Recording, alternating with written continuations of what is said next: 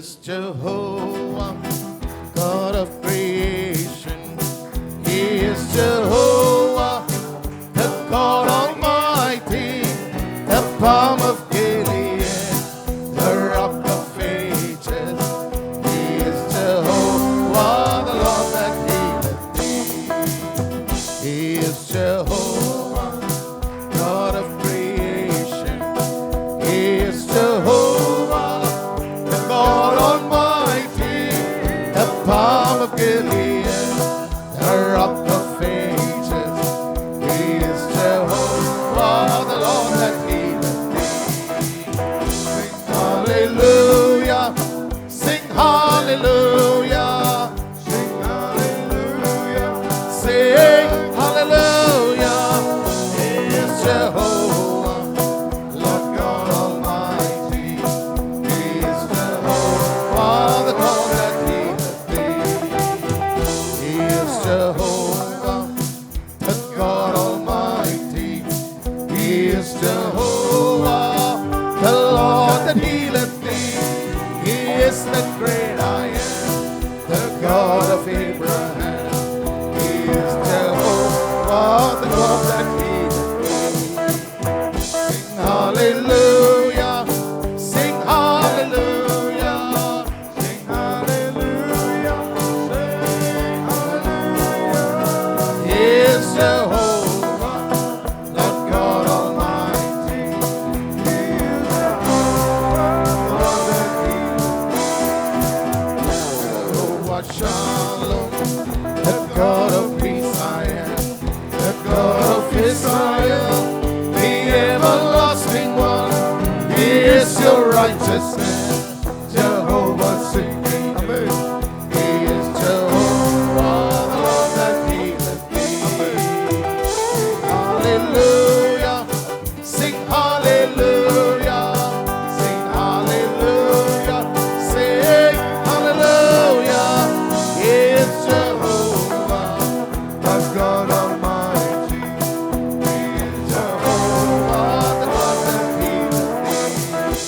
Sing hallelujah, sing hallelujah, sing hallelujah, sing hallelujah.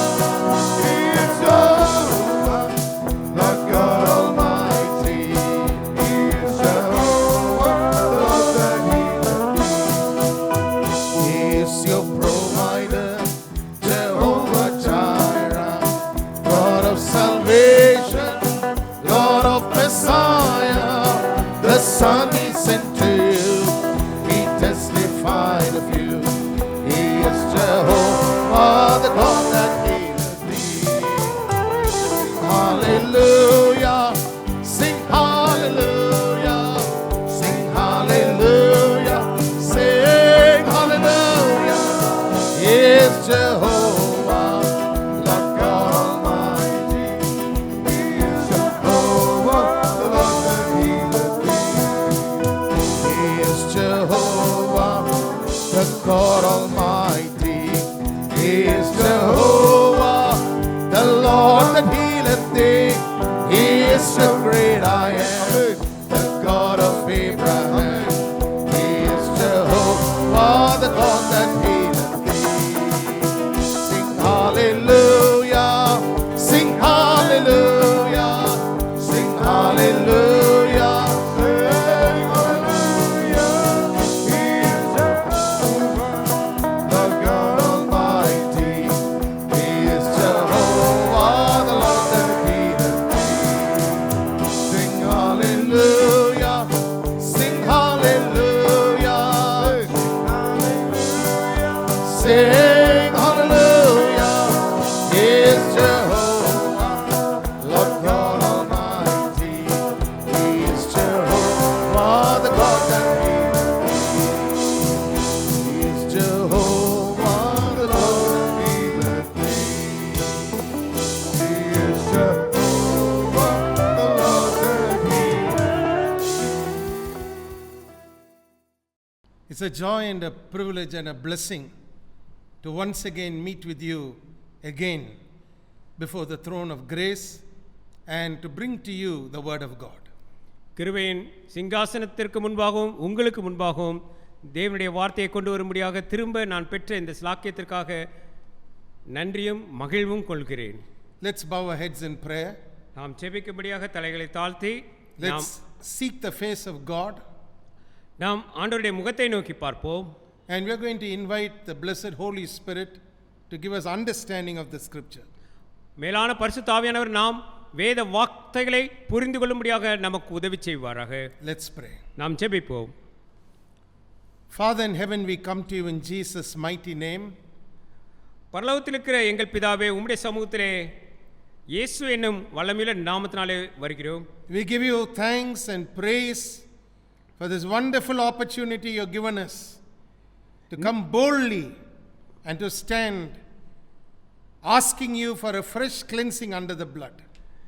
இரத்தத்தினால் ஆகின ஆண்டவரே, அந்த புதிய சுத்திகரிப்பை திரும்ப நாங்கள் பெற்றுக்கொள்ளும்படியாக வரக்கூடிய இந்த ஸ்லாக்கியத்தை நீர் எங்களுக்கு தந்தபடினாலே, உமக்கு முன்பாக வரக்கூடிய இந்த வாய்ப்பை தந்தபடினாலே உமக்கு நன்றி சொல்கிறோம். We thank you because everyone who have been eagerly waiting for this moment will never be disappointed. இந்த நேரத்தில் இங்கு எதிர்பார்ப்போடு வந்திருக்கிற ஒவ்வொருவரும் தாங்கள் எதிர்பார்த்ததை பெற்றுக்கொள்ளப் போகிறபடியால் உமக்கு நன்றி சொல்கிறோம். They will never be disappointed for waiting with eagerness for this time to study the scriptures. வேத வாக்கியத்தை ஆராய்ந்து அறியும்படியாக அவர்கள் மிகவும் காத்திருந்த இந்த வேலை அவர்களை ஒருபோதும் கைவிடாத வேலையாக இது இருக்கட்டும். We remember the words of Jesus.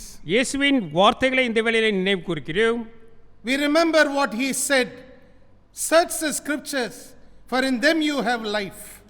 வேத வாக்கியங்களை ஆராய்ந்து பாருங்கள், அதிலே உங்களுக்கு ஜீவன் உண்டு என்று சொன்ன அவருடைய வார்த்தையை இந்த வேளையிலே நினைவுபடுத்துகிறோம். And even now we submit ourselves, spirit, soul and body, into your hands. உம்முடைய கரங்களிலே எங்கள் ஆவி, ஆத்துமா, சரீரம் மூன்றையும் உம்முடைய கரத்திலே ஒப்புக்கொடுக்கிறோம். May you lead us and guide us by your spirit. உம்முடைய ஆவியானவரினாலே நீர் எங்களை வழி நடத்தியருளும், எங்களை தலைமை தாங்கி பொறுப்பேற்றருளும். May the spirit of truth open our understanding to truth that never changes. சத்திய ஆவியானவர் தாமே என்றைக்கும் நிலை பெற்றிருக்கக்கூடிய சத்தியத்தின் ஊடாக எங்களை இந்த வேளையிலே வழி நடத்தியருளும். And may Jesus, who's the same yesterday, today and forever, remain seated in the most prominent place in our lives. எங்களுடைய வாழ்க்கையிலே நேற்றும் என்றும் என்றும் மாறாதிருக்கக்கூடிய கிறிஸ்து இயேசுவே எல்லா நாட்களிலும் மையமாக விற்றிருப்பீராக. We thank you and we worship you. ஆண்டவரே, உமக்கு நன்றி சொல்கிறோம், உமக்கு துதி செலுத்துகிறோம். In Jesus' name. இயேசுவின் இனிய நாமத்தினாலே. And every one of you said amen. நாம் யாவரும் சேர்ந்து சொல்வோம் ஆமென். Hallelujah. Hallelujah. Now, the last time I met with you, I shared with you about how if you recognize an uncommon friendship, it's going to bring you countless joy in your Christian life. வழக்கத்திற்கு மாறான ஒரு சிநேகத்தை நீங்கள் பெற்றிருப்பீர்களானால் உங்களுடைய வாழ்க்கையிலே எப்படியாக ஒரு மிக பெரிதான மகிழ்வை கொண்டு வரும் என்று சொல்லியதாக கடந்த முறை நாம் சந்தித்த போது ஒரு விசேஷமான சிநேகத்தை குறித்து பார்த்தோம். I shared with you about how what begins as a soul friendship graduates and goes deeper and deeper and ultimately can and will become a covenant friendship. ஆத்தும சிநேகமாக ஆரம்பித்தது, அது வளர்ந்து வளர்ந்து வளர்ந்து அது உடன்படிக்கையின் சிநேகம் என்ற அளவிற்கு வரும் என்று சொல்லியதாக நாம் பார்த்தோம். But it's very important for the believer to understand and to recognize first soul friendship and then covenant friendship. ஒரு விசுவாசி முதலிலே ஆத்தும சிநேகத்தையும் பின்பு உடன்படிக்கை சிநேகத்தையும் அதை புரிந்து கொண்டு அதை அறிந்து கொள்வது என்பது அவருடைய கருத்தில் இருக்குது என்பதை நாம் பார்த்தோம். The only reason I'm repeating it here this morning in part 4 of our teachings on how to recognize golden opportunities that God gives us is because I know that this is lacking in the church today. இன்றைய நாட்களிலே சபையிலே இதிலே ஒரு குறைவு தாழ்ச்சி காணப்படுகிறபடினாலே தான் நான் இந்த பொன்னான வாய்ப்புகளை குறித்து நான் பார்த்து வருகிறோம். இந்த வேளையிலே இந்த பொன்னான ஒரு உடன்படிக்கையின் சிநேகத்தை குறித்தும் நான் உங்களுக்கு திரும்ப இந்த பகுதி 4 நினைப்பூட்ட விரும்புகிறேன். I want you to understand it's that important. இது மிக மிக நம்முடைய வாழ்க்கைக்கு முக்கியமானதாக இருக்கிறபடினாலே நான் திரும்ப உங்களுக்கு நினைவுபடுத்துகிறேன். Just like there are so many wonderful teachings in the Bible that have to do with so many areas of our life, God also wants us to understand that having godly, anointed, righteous friends is a biblical blessing from Him. அன்றாட வாழ்க்கையில் அநேக பகுதிகளுக்கு தேவையான அருமையான போதனைகள் வேதாகமத்தில் இருக்கின்றன. அதுபோல நாம் தெய்வீக அபிஷேகம் பெற்ற நீதியுள்ள நண்பர்களை பெற்றிருப்பதும் வேதாகமத்தின் அடிப்படையில் அவரிடத்தில் இருந்து நாம் பெற்றுக்கொள்ளும் ஓர் ஆசீர்வாதம். Now this morning I'd like to move on and talk to you on how to recognize an opportunity from God to receive a financial breakthrough. பொருளாதார பகுதியில் ஐயா இதில் எனக்கு ஒரு விடுதலை வேண்டும் என்று சொல்லியதாக காத்திருப்பீர்களானால் அதை எப்படியாக நாம் கண்டுகொண்டு அதை புரிந்து கொண்டு அதை தேவனிடத்திலிருந்து பெற்றுக்கொள்வது என்பதையே இந்த நாளிலே நாம் பார்க்க இருக்கிறோம். This is the fifth point that I want to place before you in these teachings on recognizing golden opportunities in life. வாழ்க்கையிலே பொன்னான சந்தர்ப்பங்கள் வரும்போது அதை புரிந்து கொள்வது என்பதை குறித்து படித்து வருகிறோம். அதிலே ஐந்தாவது குறிப்பாக நான் சொல்லும் இந்த பகுதி இருக்கிறது. I want to bring to you two important examples. நான் இரண்டு உதாரணங்களை உங்களுக்கு இந்த தலைப்பின் கீழ் கொண்டு வர இருக்கிறேன். Both are so important இந்த இரண்டு உதாரணங்களுமே மிக முக்கியமானவை. because when you understand them, then you begin to recognize how God works in helping men and women get out of a financial crisis. ஒரு பொருளாதார வாழ்க்கையிலே எனக்கு நெருக்கடி இருக்கிறது என்று சொல்லும்போது அதிலிருந்து வெளிவர எப்படியாக ஜனத்தாருக்கு தேவன் உதவி செய்கிறார் என்பதை இதை நாம் நன்றாக புரிந்து கொள்ளும் போது நாம் அறிந்து கொண்டதாக இருக்கு. How you can have a financial blessing. ஒரு பொருளாதார பகுதியிலே ஆசீர்வாதம் எப்படி பெற்றுக்கொள்வது? Now our first example is found in 2 Kings chapter 4 and verses 1 to 7. 2 ராஜாக்கள் 4ஆம் அதிகாரம் 1 7 வசனம் வரை. Now I want you to know we are not in a hurry to get through these teachings. We are here to teach it systematically. So there will be no ambiguity in what you hear or how you understand this portion of scripture. இந்த போதனைகளை நாம் அறிந்து கொள்வதற்கு வேகமாக செல்லாமல் இதிலே எந்த குழப்பமும் இல்லாமல் இந்த போதனையை மிக ஆழமாக தெளிவாக நாம் படித்துக் கொள்ள வேண்டும் என்பதே என்னுடைய விருப்பமாக இருக்கிறது. In fact, when you study the scriptures, it's very important for you to know God's not in a hurry to give you facts and give you statistics. He wants you to understand more and more about the character of the King of Kings and Lord of Lords and how His kingdom works in the now of our lives. நீங்கள் வேத வாக்கியங்களை கற்றுக்கொள்ளும் போது உங்களுக்கு சில உண்மைகளையும் சில புள்ளி விவரங்களையும் தருவதற்காக தேவன் பரபரப்பாக இல்லை. நீங்கள் அதிகமாய் ராஜாதி ராஜா கர்த்தாதி கர்த்தாவின் குணாதிசயங்களை அறிந்து கொள்ளவும் இன்றைய நாளுக்கு அவருடைய ராஜ்யம் நம்முடைய வாழ்வில் செயல்படுகிறது எப்படி என்பதை அறிந்து கொள்ளவுமே விரும்புகிறார். God's not interested in running through a teaching. ஒரு போதனையை வேகமாக சொல்லி முடித்துவிட என்பதிலே அவர் அக்கறை உள்ளவராக இல்லை. In fact, if you read the scriptures, the Bible tells us faith is never in a hurry. நீங்கள் வேத வாக்கியங்களை வாசித்து பார்க்கும்போது வேதாகமம் விசுவாசம் பரபரப்பாக எப்போதும் செயல்படுவதில்லை என்றே கூறுகிறது. God is not in a hurry, so the faith that comes from God is never in a hurry. தேவன் எதிலும் பரபரப்பாக நடந்து கொள்வதில்லை. எனவே அவரிடத்தில் இருந்து வரும் விசுவாசமும் பரபரப்பாக நடந்து கொள்ளாது. Now 2 Kings chapter 4 and we are going to read the first 7 verses, please. 2 ராஜாக்கள் 4ஆம் அதிகாரம் முதல் 7 வசனங்களை உங்களுக்காக வாசிக்கிறேன். தீர்க்கதரிசிகளுடைய புத்திரரில் ஒருவனுக்கு மனைவியாய் இருந்த ஒரு ஸ்திரீ எலிசாவை பார்த்து, உமது அடியானாகிய என் புருஷன் இறந்து போனான், உமது அடியான் கர்த்தருக்கு பயந்து நடந்தான் என்பதை அறிவீர். கடன் கொடுத்தவன் இப்போது என் 2 குமாரரையும் தனக்கு அடிமைகளாக்கிக் கொள்ள வந்தான் என்றாள். எலிசா அவளை நோக்கி, நான் உனக்கு என்ன செய்ய வேண்டும்? வீட்டில் உன்னிடத்தில் என்ன இருக்கிறது சொல் என்றான். அதற்கு அவள், ஒரு குடம் எண்ணெய் அல்லாமல் உமது அடியாளுடைய வீட்டில் வேறொன்றும் இல்லை என்றாள்.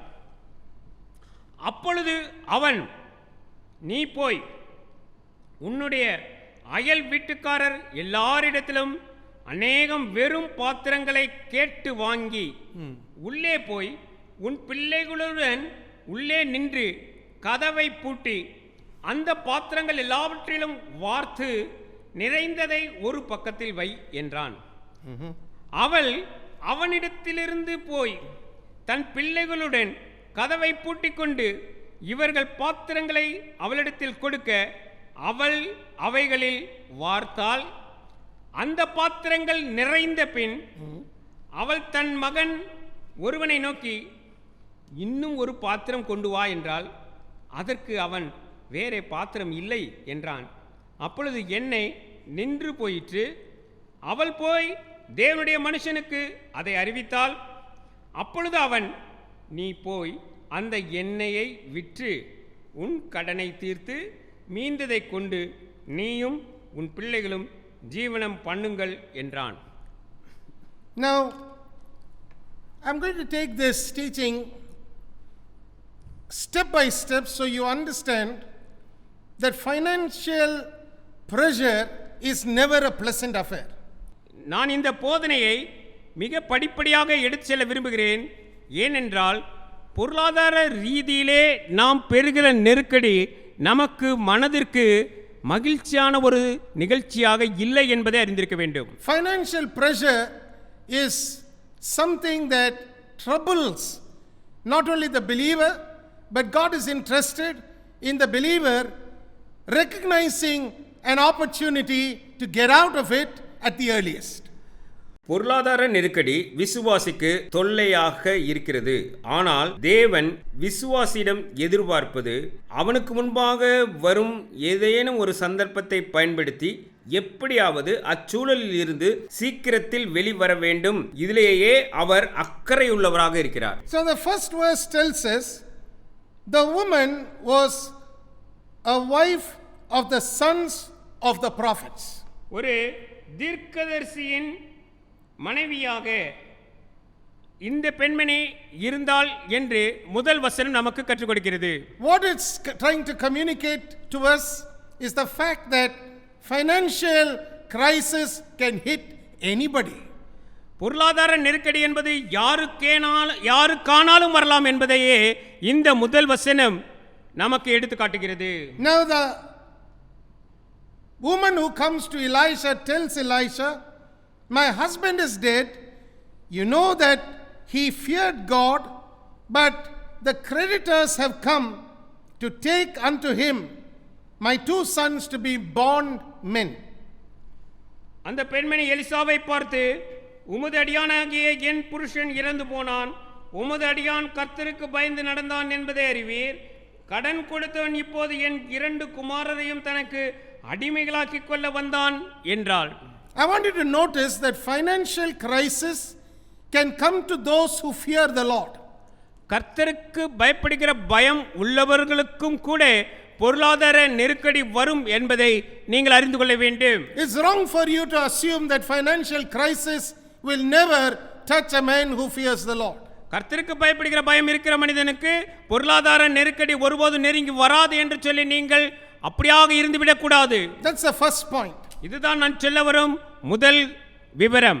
The second point is, just because you belong to the family of somebody who feared God, it doesn't mean the creditor is going to let you off the hook. கர்த்தருக்கு பயப்படுகிற பயத்தில் உள்ள ஒரு குடும்பத்திலிருந்து வருகிறவரானபடினாலே கடன் கொடுத்தவர்கள் உங்களை கடன் கேட்க மாட்டார்கள், உங்களை விட்டு விடுவார்கள் என்பதாகவும் இல்லை என்பதை இதிலிருந்து அறிந்து கொள்கிறோம். When you read the book of Proverbs tells us that a man who is a debtor is a servant to the creditor. நாம் நீதிமொழியின் புத்தகத்திலே வாசிக்கும் போது கடன் பெற்றவன் கடன் கொடுத்தவருக்கு அடிமை என்று சொல்லியதாக நாம் வாசிக்கிறோம். He is no better than a slave. அவன் அடிமையை காட்டிலும் மேலானவன் அல்ல என்று சொல்லியதாக நாம் அங்கிருந்து கற்றுக்கொள்கிறோம். Now the woman is in a very real fix. She is about to lose 2 of her sons to the creditor who wants to take them and make them bonded laborers. உண்மையில் கடன்காரர்கள் அவளது 2 மகன்களையும் கொத்தடிமைகளாக எடுத்துச் செல்லும்படி வந்திருந்த ஒரு இக்கட்டான சூழ்நிலையில் அந்த பெண் இருந்தாள். I want you to stop for a moment because verse 1 is the verse that highlights the opportunity that was facing this woman. இந்த பெண்மணிக்கு கிடைத்த சந்தர்ப்பத்தை மேற்கோளாக நமக்கு எடுத்து காட்டுவதாக இந்த முதல் வசனம் இருக்கிறது என்பதை நாம் அறிந்து கொள்ள வேண்டும். Remember, she was a wife of a prophet, and even then she was faced with a great loan and an outstanding that was causing pain in her life. இவள் தீர்க்கதரிசிகளுடைய புத்திரரில் ஒருவனுக்கு மனைவியாக இருந்தவள். அது மாத்திரமல்ல, அவர்கள் பெற்றிருந்த கடன் மிகுந்த பாரமாய் அவளை அழுத்தக்கூடியதாக அந்த வேளையில் இருந்தது என்பதையும் நாம் அறிந்து கொள்கிறோம். Now this woman was faced with a chance or a choice that she had to make. இப்பொழுது இந்த பெண் ஒரு தேர்ந்தெடுப்பை எடுக்க வேண்டிய ஒரு இடத்திலே இருக்கிறாள் என்று சொல்லி நாம் அறிந்து கொள்கிறோம். She could go to somebody else and ask for deliverance, or like she did, she could come to a man of God for deliverance. அவள் வேறு யாரிடத்திலாவது சென்று உதவி கேட்டிருக்க அப்படியும் செய்திருக்கலாம். ஆனால் இவள் தீர்க்கதரிசியினிடத்திலே வரும்படியாகவும் தெரிந்தெடுத்ததை பார்க்கிறேன். Only if she had reasoned in her mind like this, I am very sure she would never have come to Elisha. இப்படியாக அவள் தன் சொந்த சிந்தனைகளை ஓட விட்டிருந்தாளானால் நிச்சயமாக அவள் எலிசாவிடம் வந்திருக்க மாட்டாள் என்று சொல்லுவேன். If she had reasoned like this, and I'm going to tell you how her reasoning may have worked. ஒருவேளை அவள் இப்படியாக சிந்தித்தாள் என்று சொல்லுவோமானால் அவளது சொந்த கருத்து எப்படியாக இருந்திருக்கும் என்று நான் உங்களுக்கு சொல்லட்டும். If she had reasoned and said, I am already the wife of a prophet, and the prophet has got me into a great crisis. Why should I go to another prophet? Because he also may lead me further into crisis. தீர்க்கதரிசியின் மனைவியாக நான் எனது கணவர் தீர்க்கதரிசியாக இருந்தும் இவ்வளவு பெரிய நெருக்கடியான சூழ்நிலைக்குள் என்னை நடத்தி இருப்பதால் நான் ஏன் இன்னொரு தீர்க்கதரிசியிடம் தீர்வுக்காக செல்ல வேண்டும்? அவரும் என்னை மற்றொரு நெருக்கடிக்குள் நடத்திடுவாரோ என ஒரு காரணம் கூறி பேசியிருக்கலாம். So why go to a prophet? Let me go to somebody else. நான் ஏன் மற்றொரு தீர்க்கதரிசியிடம் செல்லணும்? வேறு யாரேனும் எனக்கு உதவக்கூடியவர்கள் இருந்தால் அவர்களிடத்தில் செல்லலாமே என்று கூட அவள் சிந்தித்திருக்கலாம். Now if she had that reasoning, she would never have come to Elisha. அப்படிப்பட்ட ஒரு காரணத்தை அவள் சிந்தையிலே பெற்றிருந்தால் அவள் எலிசாவின் இடத்திலே வந்திருக்க மாட்டாள். Today people in the body of Christ in the church have this reasoning in their mind. இன்றைக்கு சபை மக்களிடத்திலும் கூட இப்படிப்பட்ட ஒரு சிந்தை இருக்கிறது என்று சொல்லி நான் பார்க்கிறேன். Thank God for this woman's life that she didn't have those kinds of thoughts in her mind when she came to Elisha. எலிசாவினிடத்திலே வந்தபோது இப்படிப்பட்ட சிந்தைகள் இல்லாத இருந்தபடினாலே இந்த பெண்ணினுடைய வாழ்க்கைக்காக நான் ஆண்டவருக்கு நன்றி சொல்கிறேன். Today we find people in the church having wrong ideas in their mind.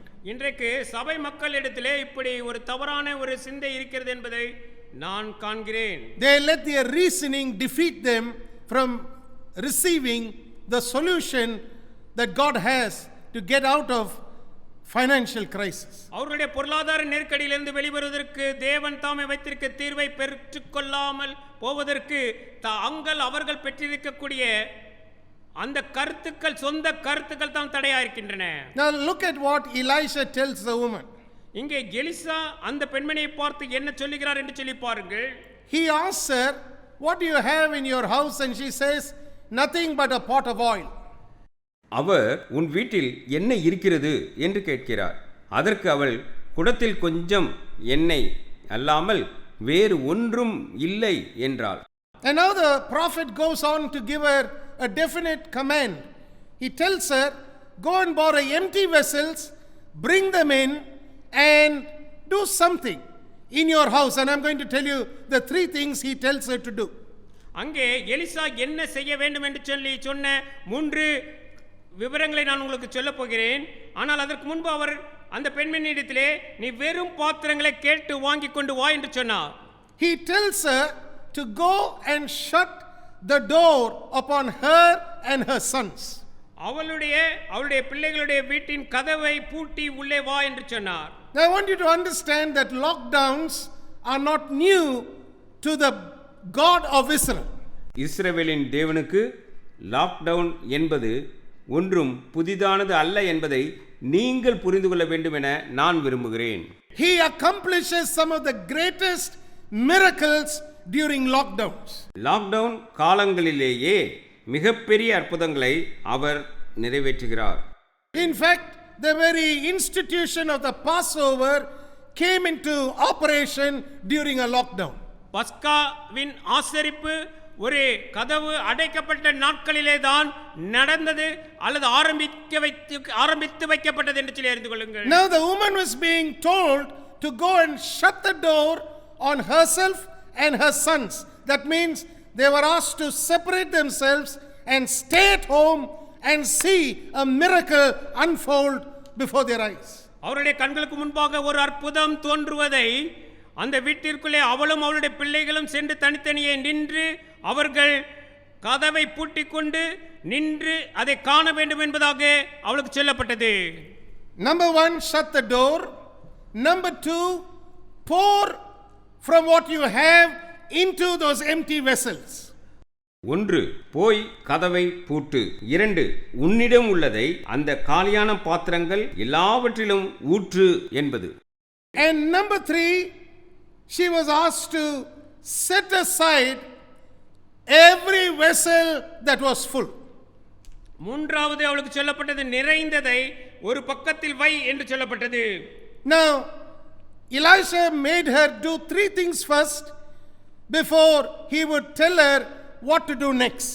அடுத்து என்ன செய்ய வேண்டும் என்பதை சொல்லுவதற்கு முன்பாக 3 விவரங்களை நீ செய்து முடிக்க வேண்டும் என்று சொல்லி எலிசா அந்த பெண்மணியிடத்தில் சொன்னார். Remember, one of the basic things about financial blessing or breakthrough being received is you have to learn to live by faith.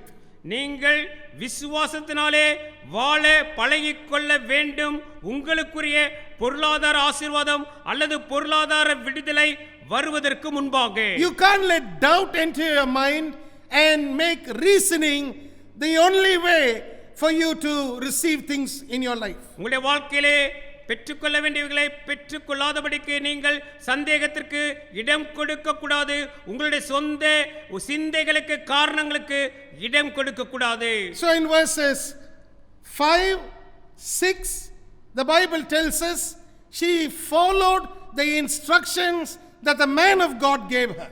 தேவனுடைய மனுஷர் என்ன கட்டளைகளை அவளுக்கு கொடுத்தாரோ அதை அப்படியே அவள் பின்பற்றினாள் என்பதை 5ஆம் 6ஆம் வசனம் நமக்கு கற்றுக் கொடுக்கிறது. Even today when men of God speak about financial deliverance, don't think they are joking when they make mention about certain things. இன்றைக்கும் கூட தேவ மனுஷர்கள் பொருளாதார நெருக்கடியிலிருந்து விடுதலை உண்டு என்று சொல்லியதாக அவர்கள் பேசும்போது ஏதோ கேலி பேசுகிறார்கள், அறியாமல் பேசுகிறார்கள் என்று சொல்லியதாக நீங்கள் நினைக்க வேண்டாம். Remember, many of them know the pain and agony that people go through in life. இந்த விதமான நெருக்கடியிலே எப்படிப்பட்ட பாடுகள் வேதனையின் ஊடாக ஜனங்கள் கடந்து சென்று கொண்டிருக்கிறார்கள் என்பதை அவர்கள் நன்றாக அறிவார்கள். And that brings us to the 7th verse where the Bible tells us she came and told the man of God. அவள் வந்து தேவ மனுஷனிடத்திலே சொன்னாள் என்ற அடுத்த படிக்கு அடுத்த வசனத்திலிருந்து நாம் வருகிறோம். She obeyed first what he had told her.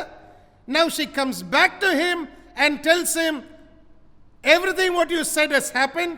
Now what is the next part of the guidance you have for me? அவர் சொன்னதற்கு கீழ்ப்படிந்தால் அதன்படியே நடந்தது.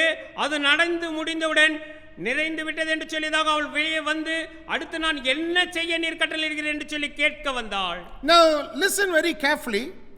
Verse 7 shows us why God wants you to live honorably on the face of this earth. இந்த பூவுலகிலே நீங்கள் கனம் பெற்றவர்களாக வாழ வேண்டும் என்பதற்குரிய காரணத்தை 7ஆம் வசனம் நமக்கு கற்றுக் கொடுக்கிறது. Now this woman was a wife of a prophet who had died.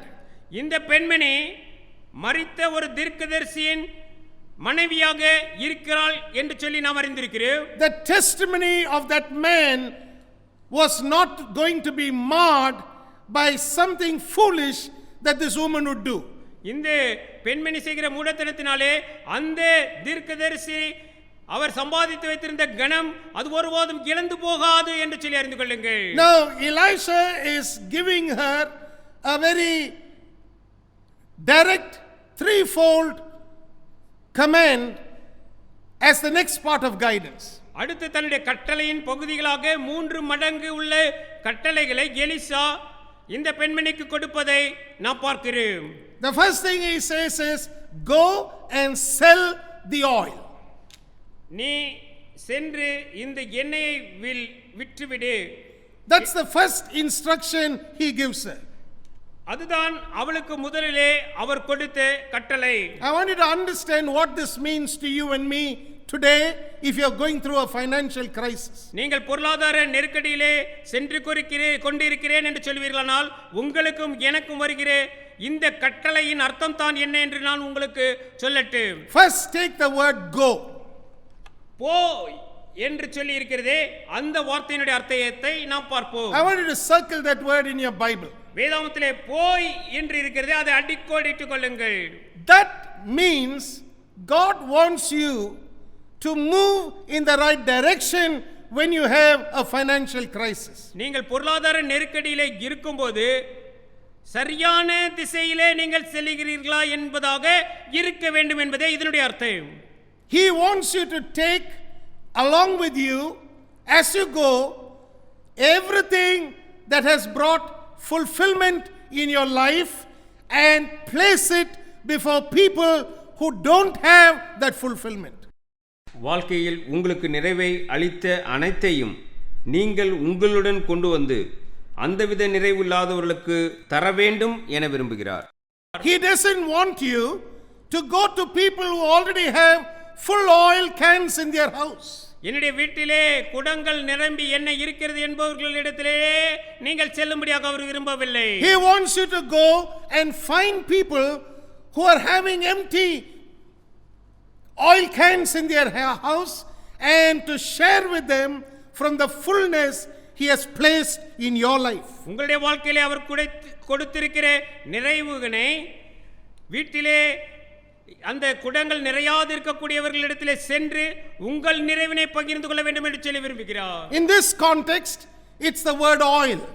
இந்த இடத்திலே நாம் பார்க்கும் வார்த்தை எண்ணெய் என்ற வார்த்தை இருக்கிறது. But it can also mean today some skill set that God has given you or something is invested into your life already that has found fulfillment in your life. உங்களுடைய வாழ்க்கையிலே நிறைவை கொடுக்கக்கூடியது உங்களுக்குள்ளே இருக்கக்கூடிய திறமையாக இருக்கும் அந்த திறமைதான் என்று சொல்லியதாக இங்கே சொல்லப்பட்டு இருக்கக்கூடிய எண்ணெயினுடைய அர்த்தம் என்று சொல்லியதாக நாம் எடுத்துக்கொள்ளலாம்.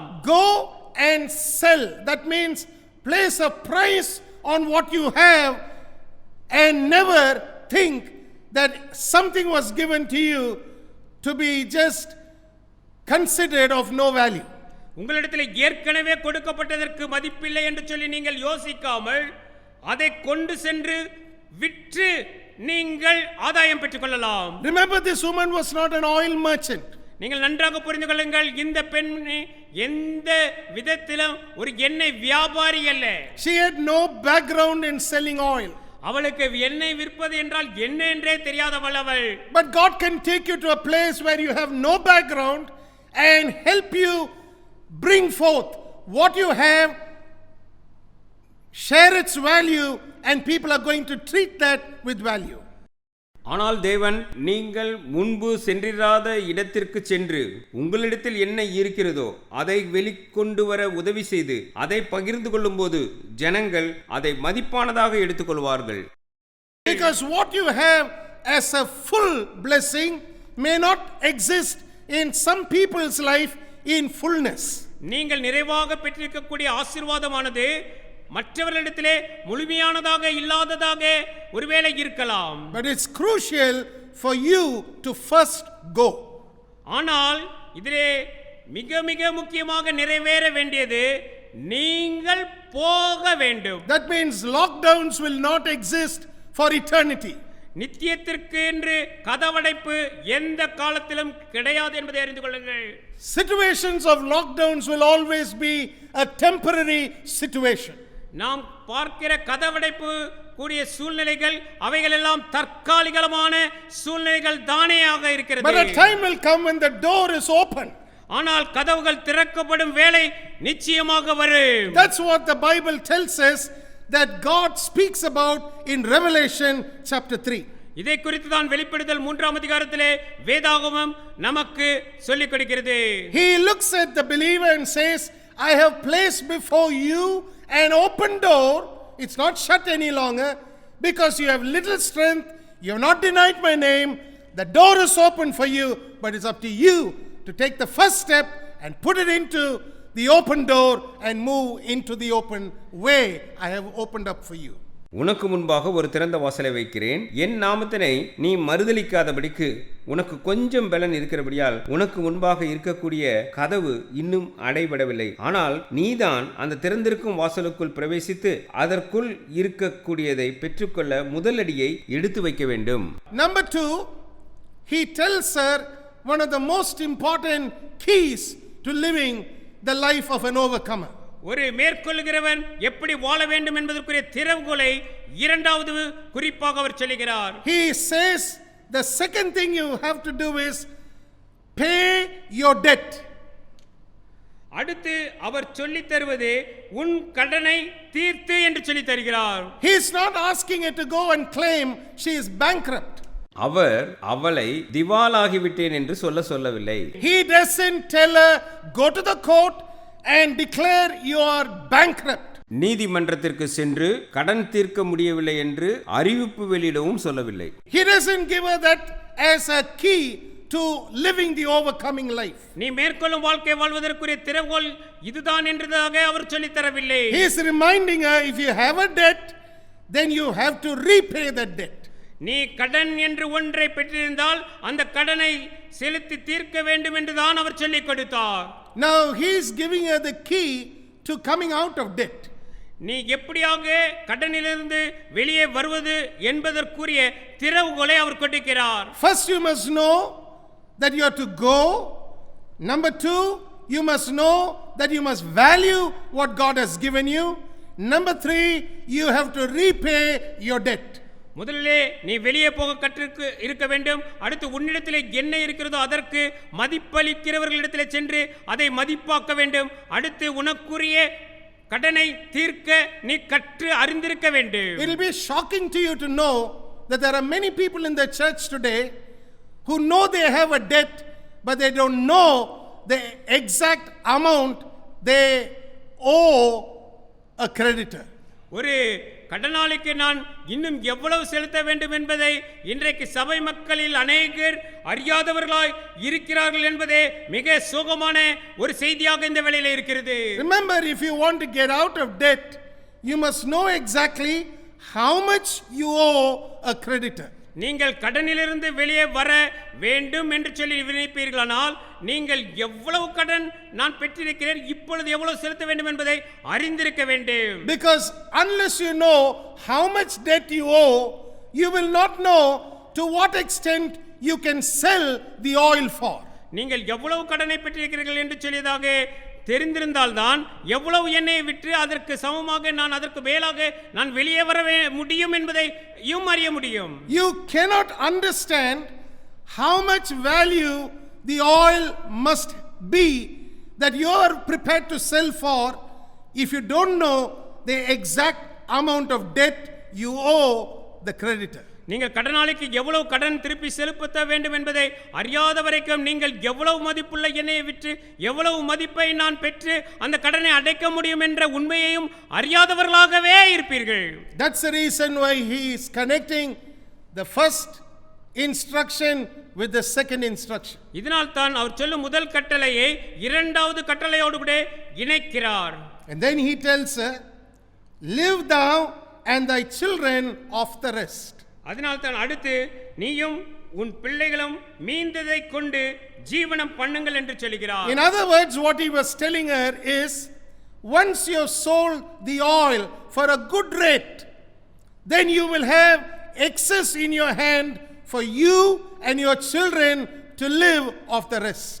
நீங்கள் நல்ல விலைக்கு அந்த எண்ணெயை விற்ற பிறகு நீயும் உன் பிள்ளைகளும் ஜீவனம் பண்ணும் அளவிற்கு மீந்தது இருக்கும், அதை வைத்து நீங்கள் ஜீவனம் பண்ணுங்கள் என்று சொல்கிறார். That's why the key to recognizing an opportunity of deliverance must come on the basis of God's word and the understanding of the word. தேவனுடைய வார்த்தையும் புரிந்து கொள்ளுதலில் இருந்தும் இந்த கடன் பிரச்சனையிலிருந்து வெளிவரக்கூடிய தீர்வுகோல் நமக்கு கிடைக்க வேண்டும். You have to hear the word of God, understand the word of God, and then operate on the understanding that you have received from the word of God. நீங்கள் தேவனுடைய வார்த்தையை வசனத்தை கேட்க வேண்டும், அதை புரிந்து கொள்ள வேண்டும். அதோடு கூட நின்று விடாது, புரிந்து கொண்டதன்படி நடந்து அந்த கடனிலிருந்து வெளிவர வேண்டும். You can live free from debt, my friends. என்னுடைய நண்பர்களே, நான் உங்களுக்கு நிச்சயமாக சொல்கிறேன், நீங்கள் கடன் இல்லாத ஒரு வாழ்க்கையை வாழ முடியும். Remember, don't ever think God has given you a life that you are to live till the end, handling debt after debt after debt. நீங்கள் வாழும் நாட்கள் முழுவதுமே ஒரு கடனுக்கு மேலே கடனை நான் சமாளிப்பது, கடன் என்றே உங்கள் வாழ்க்கை கழிந்துவிடக்கூடியதாக இருக்கும் என்று நீங்கள் ஒருபோதும் யோசியாதிருங்கள். God doesn't want that for you. அப்படிப்பட்ட வாழ்க்கை உங்களுக்கு வேண்டாம் என்று தேவன் சொல்கிறார். He wants you to live in freedom financially from the clutches of creditors. நீங்கள் கடனாளிகளுடைய பிடியிலிருந்து வெளியே வந்தவர்களாக பொருளாதாரத்திலே நான் சுதந்திரம் பெற்றவன் என்ற நிலையிலே அந்தஸ்திலே நீங்கள் வாழ வேண்டும் என்று சொல்லியதாக தேவன் விரும்புகிறார் என்று நான் உங்களுக்கு சொல்லுகிறேன். I have no doubt in my heart that in verse 7, whatever Elisha told this widow woman, she followed and received the blessing. இந்த விதவைக்கு எலிசா 7ஆம் வசனத்தில் என்ன கட்டளையை சொன்னாரோ அதன்படியே அந்த விதவை செய்து ஆசீர்வாதத்தை பெற்றுக்கொள்ளான் என்று நான் அறிந்து கொண்டிருக்கிறேன். இதில் எனக்கு எந்த சந்தேகமும் இல்லை. The tragedy that most people go through is in never recognizing the God-given opportunities that God makes available to a person who is going through financial stress and crisis. பொருளாதார நெருக்கடியும் வேதனையின் ஊடாக கடந்து செல்லுகிறவர்கள் தங்களுக்கு முன்பாக கடந்து சென்று கொண்டிருக்கிற தேவன் தரும் சந்தர்ப்பங்களை அடையாளம் கண்டுகொள்ளாமல் இருப்பதே மிகப்பெரிய அவர்களுடைய வாழ்வின் சோகமாக இருக்கிறது. Many people end up complaining rather than seeking God and His answers for their life. அவருடைய வாழ்க்கைக்குரிய பதிலுக்கென்று தேவனை தேடுவதற்கு பதிலாக தேவனையே குறை சொல்லுவதிலே சென்று விடுகிறார்கள். And that, my friends, is something that will never lead to victory. இது ஒருபோதும் வெற்றிக்கு நேராக கடத்தி செல்லாது என்று அறிந்து கொள்ளுங்கள் என் நண்பர்களே. I am very sure during the time recorded for us in 2 Kings chapter 4, there may have been many people who were in financial crisis. 2 ராஜாக்கள் 4ஆம் அதிகாரத்திலே இங்கு சொல்லப்பட்ட சம்பவம் நமக்காக எழுதி கொடுக்கப்பட்ட வேளையிலே அநேகர் அதுபோல பொருளாதார நெருக்கடியிலே கடந்து சென்றவர்களாக இருந்திருக்கலாம். She is not the only person who was in debt to a creditor. அங்கே கடனாளிக்கு கடன் திரும்ப செலுத்த வேண்டிய நிலையிலே அந்த ஒரு பெண்மணி மாத்திரமல்ல அநேகர் இருந்திருக்கலாம். But there was no one else who would come to Elisha except this one woman, and that's what is most commendable. இது பார்க்கும்போது வேறு ஒருவரும் வரவில்லை, இந்த ஒரு பெண்மணி மாத்திரமே எலிசாவின் இடத்திலே வந்ததாக பார்க்கிறோம். அது மிகுந்த பாராட்டுக்குரியது. That's why even today when you have a financial crisis, it's always good for you to go to God and seek out answers from the Bible. இன்றைக்கும் கூட நீங்கள் நெருக்கடியில் இருக்கும்போது தேவனிடத்திலும் தேவனுடைய வார்த்தைக்கும் சென்று அதற்குரிய பதிலை தேட வேண்டியது அவசியமாயிருக்கிறது. And often God sends a messenger with a message from the word of God, carrying the anointing of his spirit to bring deliverance to those who are bound and in financial crisis.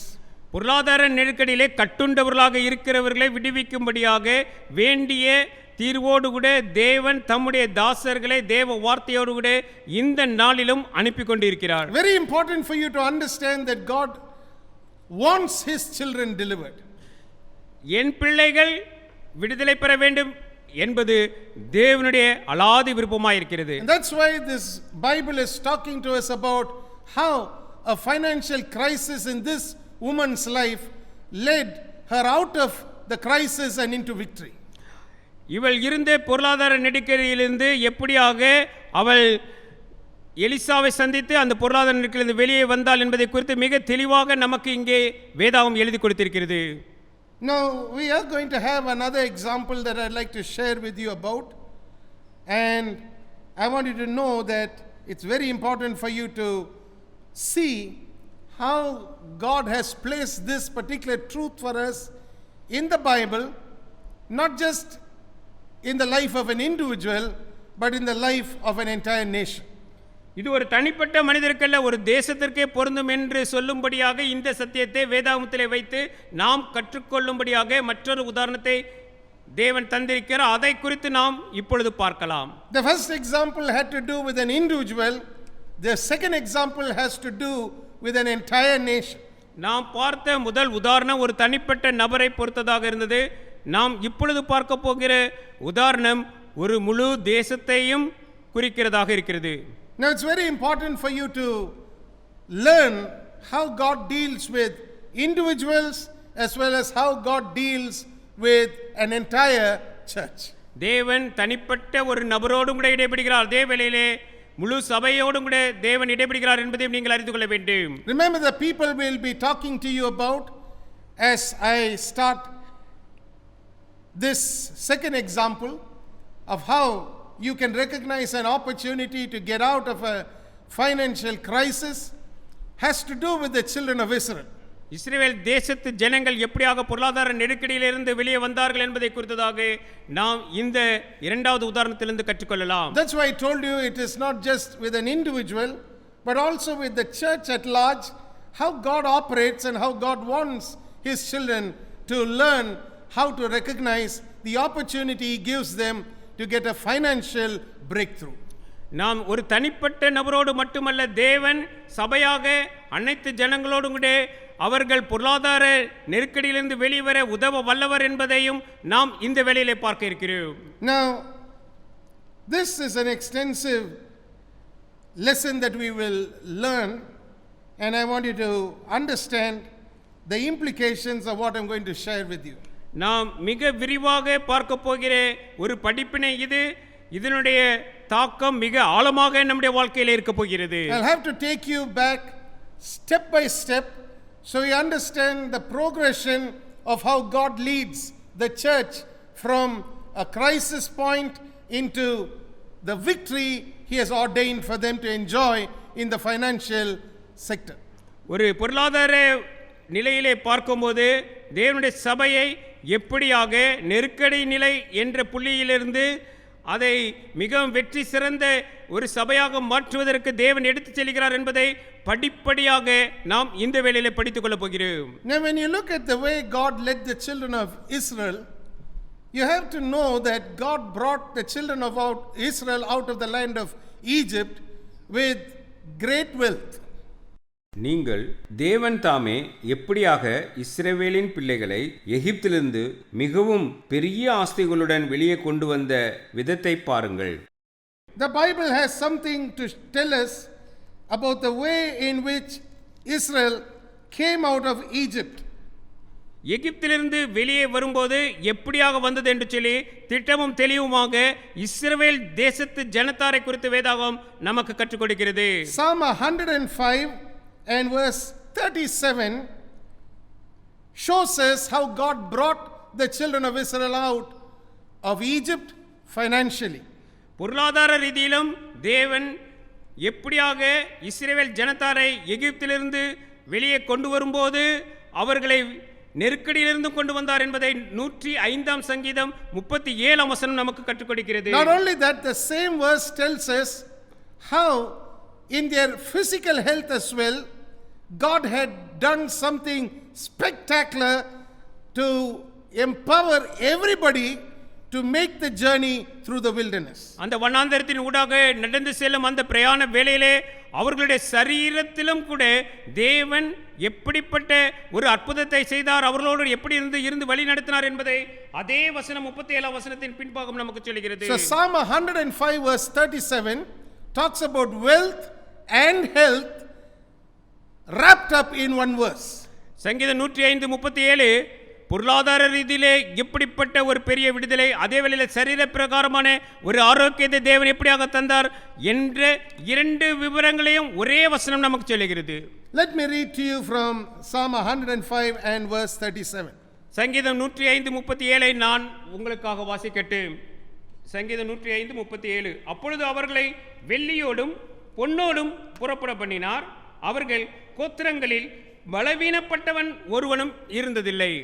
He brought them forth also with silver and gold, and there was not one feeble person among their tribes. வெள்ளியோடும் பொன்னோடும் புறப்பட பண்ணின தேவன் அவர்களில் ஒருவரும் பலவீனப்பட்டவர்களாக இல்லாதபடிக்கும் பார்த்து கொண்டார். Now I want you to know that the incident of giving wealth and health came to every Israelite after the covenant of Passover was instituted.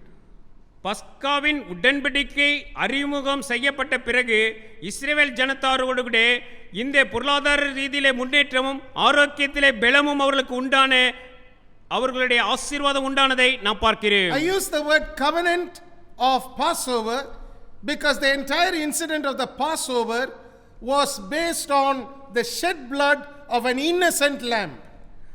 ஒன்றுமறியா அந்த ஆட்டுக்குட்டியின் சிந்தப்பட்ட இரத்தத்தின் அடிப்படையிலேயே அந்த முழு பஸ்காவின் சம்பவம் நிகழ்ந்தபடியினால்தான் நான் பஸ்காவின் உடன்படிக்கை என்ற வார்த்தையை பயன்படுத்தினேன். An innocent lamb was slain and the blood was taken and applied upon the entrance of every Israelite home. ஒன்றுமறியாத ஒரு விலங்கு அடிக்கப்பட்டு அதனுடைய இரத்தம் அந்த இஸ்ரவேலர்களுடைய வீட்டின் நிலைக்கால்களிலே பூசப்பட்டது. And it was subsequent to that act of faith that you find that the Israelites received wealth and received health as well. விசுவாசத்தினாலே ஏறெடுக்கப்பட்ட அந்த செயல்பாட்டினாலே இஸ்ரவேல் தேசத்து ஜனங்கள் அவர்கள் பொருளாதார ரீதியிலே முன்னேற்றமும் ஆரோக்கியமும் பெற்றுக்கொண்டார்கள். The health was received first as they partook of the Passover meal. அவர்கள் பஸ்கா பண்டிகையிலே அவர்கள் அந்த அப்பத்திலே அவர்கள் புசித்தபோது அவர்கள் சரீரத்திலே அவர்கள் ஆரோக்கியத்தை பெற்றுக்கொண்டார்கள். And that was translated into complete robust health that they enjoyed in all the tribes of Israel. இஸ்ரவேல் தேசத்து கோத்திரத்திலே முழுமையாய் முழு தேசத்தார் முழுவதும் அங்கே இருந்த யாவரும் அவர்கள் ஆரோக்கியமானவர்களாக இருந்தார்கள் என்று நமக்கு விளக்கம் தருகிறது. Then the next event was the Israelites received wealth as well. அடுத்து நாம் இதிலிருந்து புரிந்து கொள்ள வேண்டியது அவர்கள் பொருளாதார ரீதியிலே முன்னேற்றம் கண்டிருந்தார்கள் என்று சொல்லி நாம் அறிந்து கொள்ள வேண்டும். Now, having received both, you find that God led the Israelites out of Egypt with Moses as their leader. மோசேயை தலைவராக அங்கே இஸ்ரவேல் ஜனத்தார்கள் பொன்னோடு வெளியோடு வெளியே வரும்படிக்கு அவர்களை தேவன் தாமே வழி நடத்தினார் என்று அறிந்து கொள்கிறோம். And God was about to share with them some of the most profound truths that they would ever get to hear from the lips of Moses. மோசேயினுடைய உதட்டிலிருந்து மிக அர்த்தமுள்ள சத்தியங்களை சொல்ல அங்கே இஸ்ரவேல் ஜனங்கள் கேட்க வேண்டிய நேரமாக வேலையாக இருந்தது. I want you to turn with me in your Bibles to a portion of scripture that is highlighted for us, especially in this particular teaching that I am bringing to you. இந்த போதனையினுடைய மிக முக்கியமான கருத்தை உள்ளடக்கியுள்ள ஒரு வேத வாக்கியத்தை நான் மேற்கோள் காட்ட விரும்புகிறேன். Now, these are words that were spoken from the mouth of Moses to an entire nation that has gotten out of a land and they have health, they have wealth, but they have nothing to spend on, no purchase to be done in the wilderness, and they're just coming through the wilderness expecting something to happen at the end of the wilderness journey.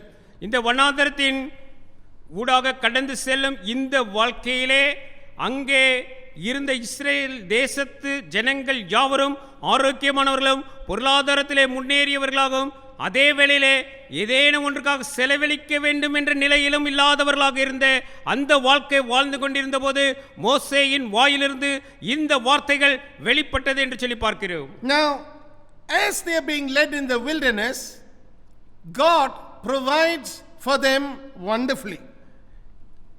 அவர்களை வனாந்தரத்திலே தேவன் வழிநடத்தின போது அவர்களுடைய தேவைகளை அற்புதமாக தேவன் சந்தித்தார் என்று பார்க்கிறோம். There's no doubt about how God provided for the Israelites as they walked through the wilderness. வனாந்தரத்தின் ஊடாக அவர்கள் நடந்து சென்றபோது இஸ்ரவேல் தேசத்தாருக்கு தேவன் எப்படி அவர்கள் தேவைகளை சந்தித்தார் என்பது நமக்கு மிகுந்த ஆச்சரியத்தை தரக்கூடியதாக இருக்கிறது. Now, let me read to you some of the things that the Lord did to show you how he led the children of Israel through the wilderness. வனாந்தரத்தின் ஊடாக நடத்தின இந்த வேளையிலே கர்த்தர் அவர்களுக்கு என்ன செய்தார் என்பதை வேத வாக்கியங்களிலிருந்து நாம் இப்பொழுது கற்றுக்கொள்ளலாம். Now, in Exodus chapter 23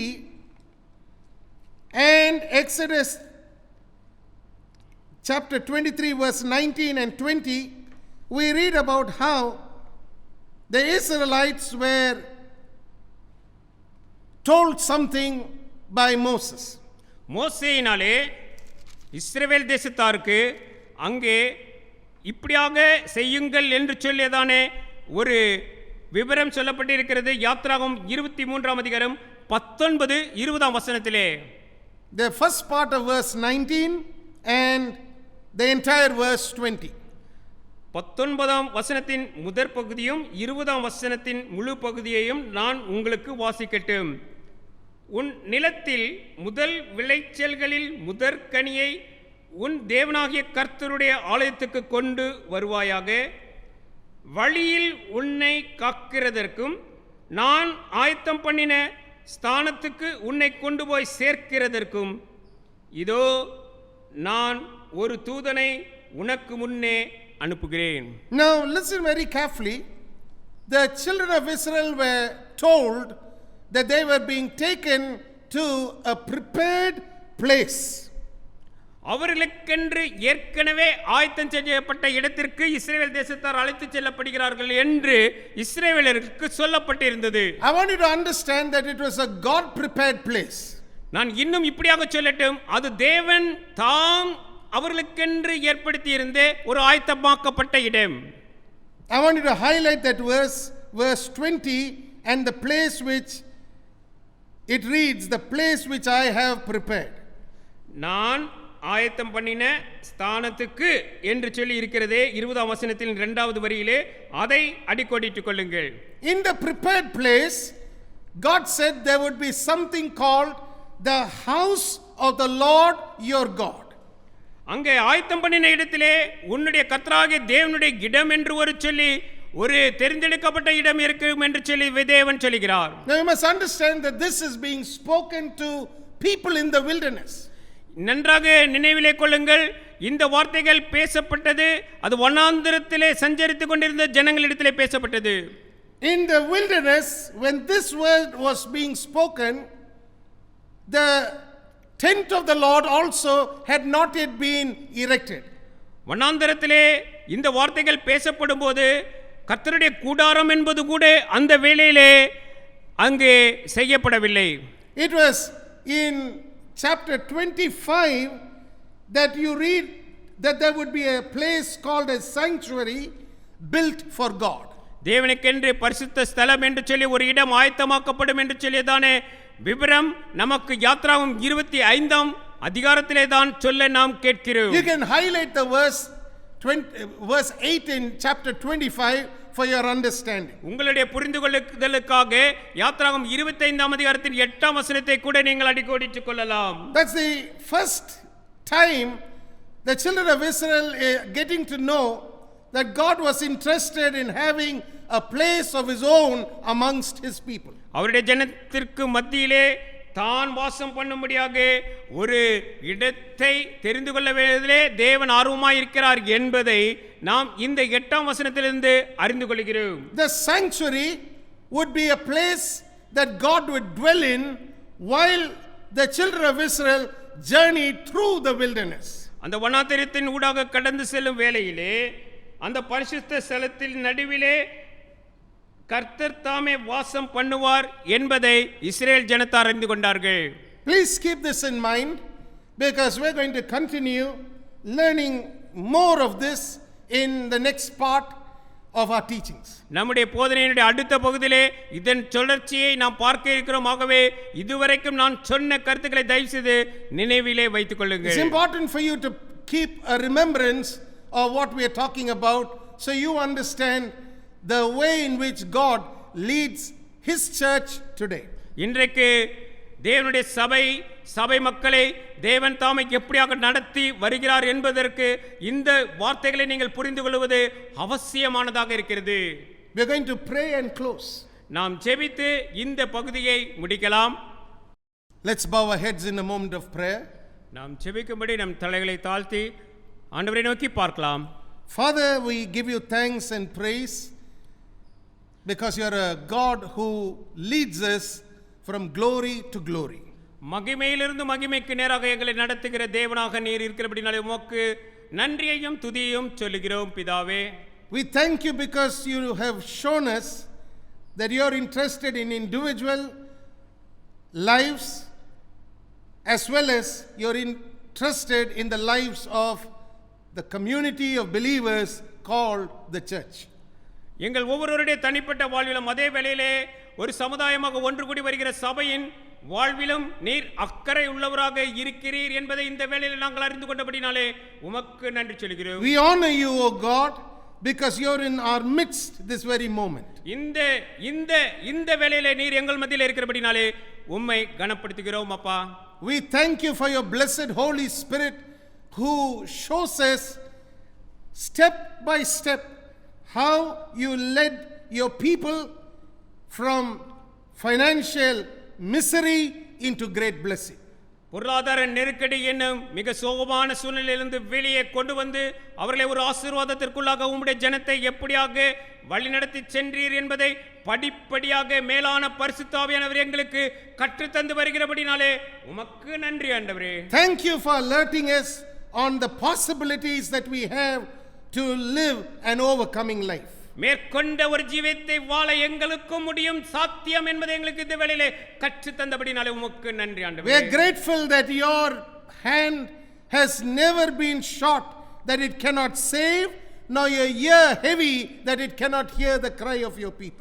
எங்களை ரட்சிக்க கூடாதபடிக்கு உம்முடைய செவி மந்தமாகவில்லை, உம்முடைய கை குறுகி போகவில்லை, உம்முடைய ஜனத்தை நீர் பாதுகாக்க வல்லவர் என்று இந்த வேளையிலே அறிக்கை இடுகிறோம். Touch everyone this morning. ஒவ்வொருவரையும் இந்த வேளையிலே நீர் தொட வேண்டுமாய் வேண்டிக் கொள்கிறோம். Encourage your people, O Lord. உம்முடைய ஜனத்தாரை நீர் ஜனங்களை நீர் இந்த வேளையிலே உற்சாகப்படுத்தியருளும். Confirm the word we are preaching with miracles and signs and wonders. நாங்கள் இங்கே பிரசங்கிக்கிற உம்முடைய வார்த்தையை நீர் அடையாளங்களோடு அற்புதங்களோடு தயவு செய்து ஆண்டவரே நீர் எங்களுக்கு நிரூபித்திடும்.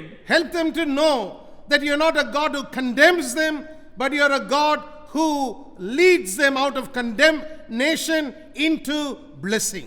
இவர்களை குற்றம் சுமத்துபவர்களே எல்லா விதமான குற்றச்சாட்டுகளிலிருந்து வெளியே வந்து ஆண்டவரே அற்புதமாய் இவர்களை வழி நடத்த வல்ல தேவன் என்பதை இன்றைக்கு உம்முடைய ஜனங்கள் கண்டு கொள்ளட்டும் அப்பா. You are the God of Abraham, Isaac and Jacob. ஆண்டவரே நீர் ஆபிரகாமின், ஈசாக்கின், யாக்கோபின் தேவனாய் இருக்கிறபடினாலே.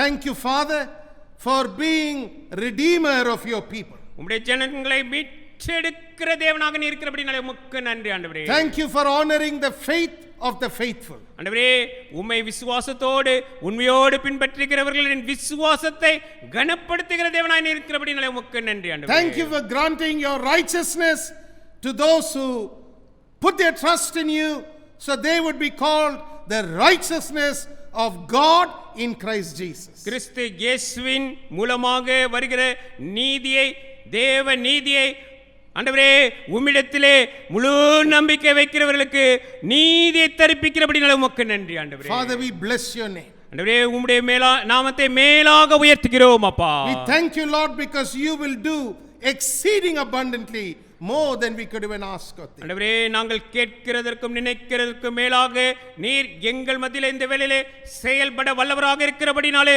உமக்கு நன்றி ஆண்டவரே. Let people see the miraculous provisions you provide as we put our trust in you and look to you and you alone for deliverance.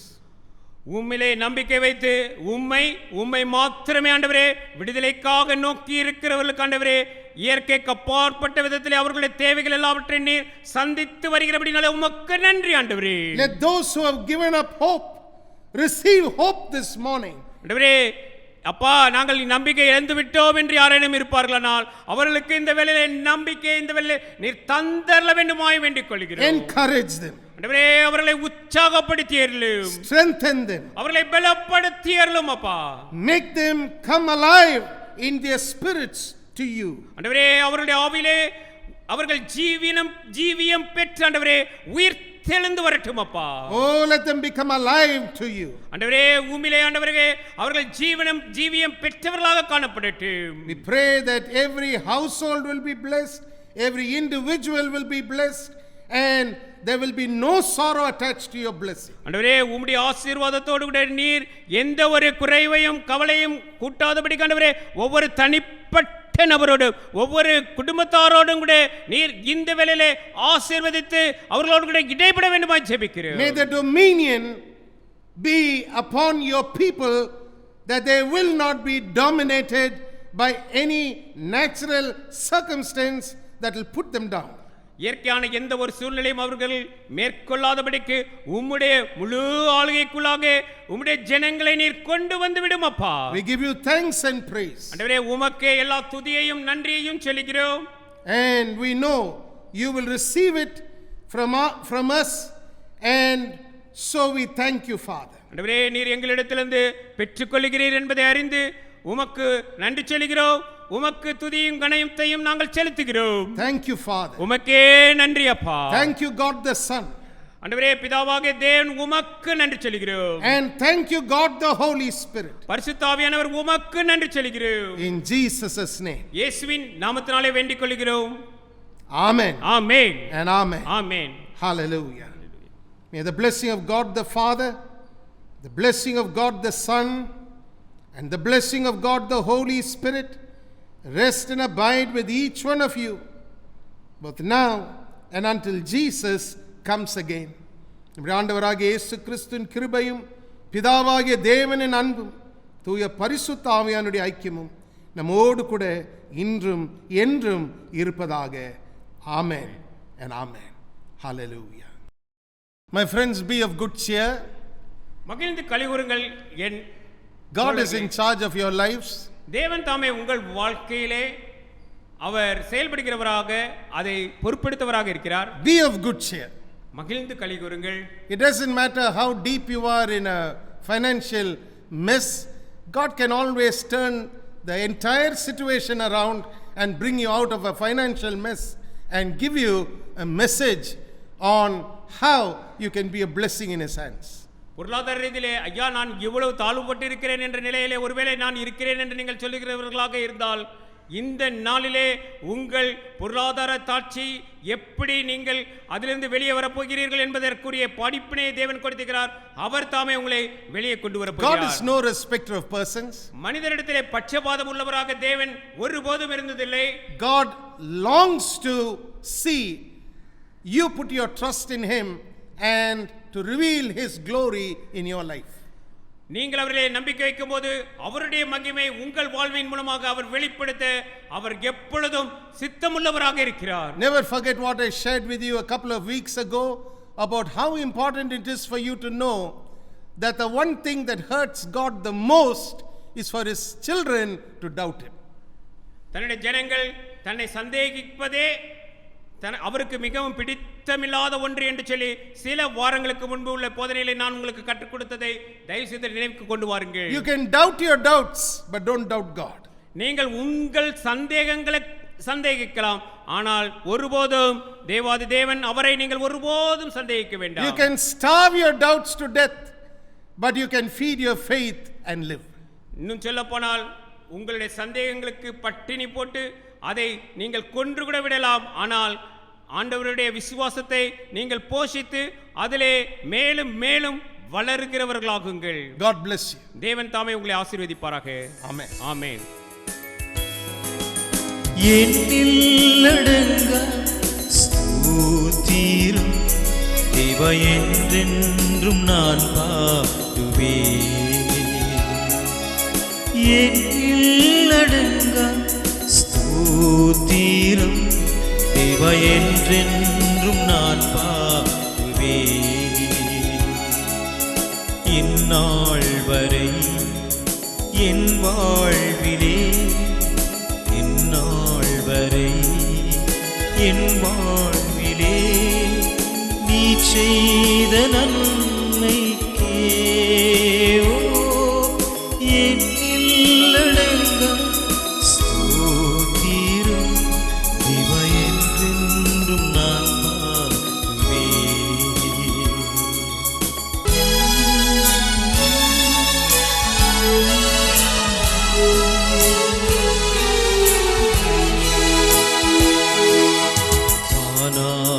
வானங்கள் யாவும் அதன் கீழுள்ள ஆகாயமும் பூமியில் ஆன்கின்ற யாவும் கர்த்தா உம்மை போற்றுமே. வானங்கள் யாவும் அதன் கீழுள்ள ஆகாயமும் பூமியில் ஆன்கின்ற யாவும் கர்த்தா உம்மை போற்றுமே. ஆஹா என்னில்லடங்கா